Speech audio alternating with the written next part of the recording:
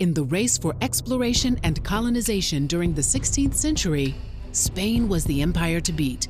Francis Drake, a brilliant pirate, was chosen by England's Queen Elizabeth I to lead numerous attacks on the Spanish naval fleet as an official privateer. For more than 20 years, Drake successfully raided Spanish ships and harbors, becoming a national hero for England.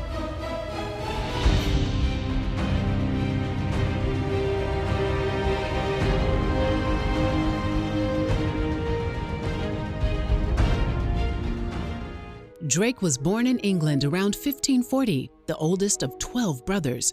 As a young man, he joined a fleet belonging to his cousins, the Hawkins family. Together, they seized and looted merchant ships along the French coast.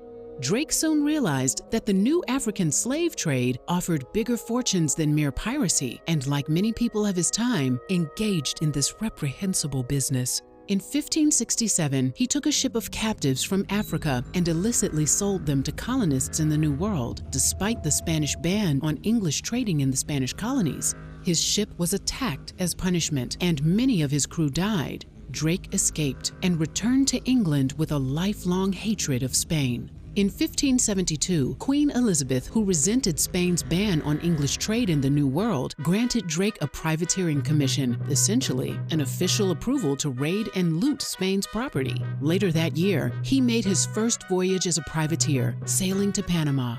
He captured Nombre de los Dios, an important Spanish port, and then attacked a silver-carrying mule train.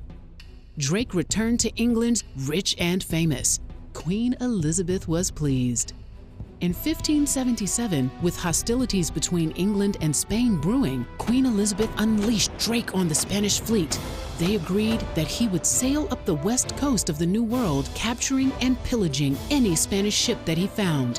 Until this time, only Spanish ships had ever sailed in the Pacific Ocean. Drake did not disappoint. He left England with 5 ships, and even though only his lone flagship, the Golden Hind, succeeded in making the journey, he sacked Spanish ports and hunted Spanish ships, capturing more than $14 million worth of gold, jewels, and silver. He continued up the west coast and eventually landed near modern-day San Francisco, claiming it for England.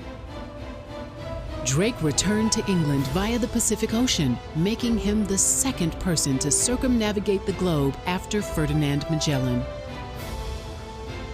Queen Elizabeth personally boarded the Golden Hind when Drake arrived in 1581 and rewarded him with a knighthood.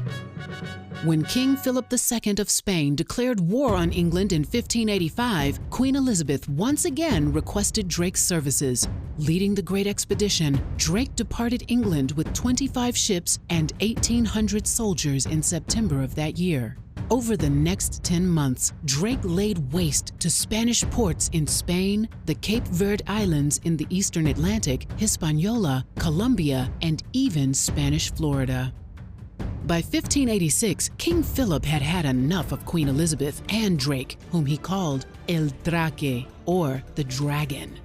He planned a full-scale naval invasion of England and began to assemble a huge fleet of warships, the Spanish Armada.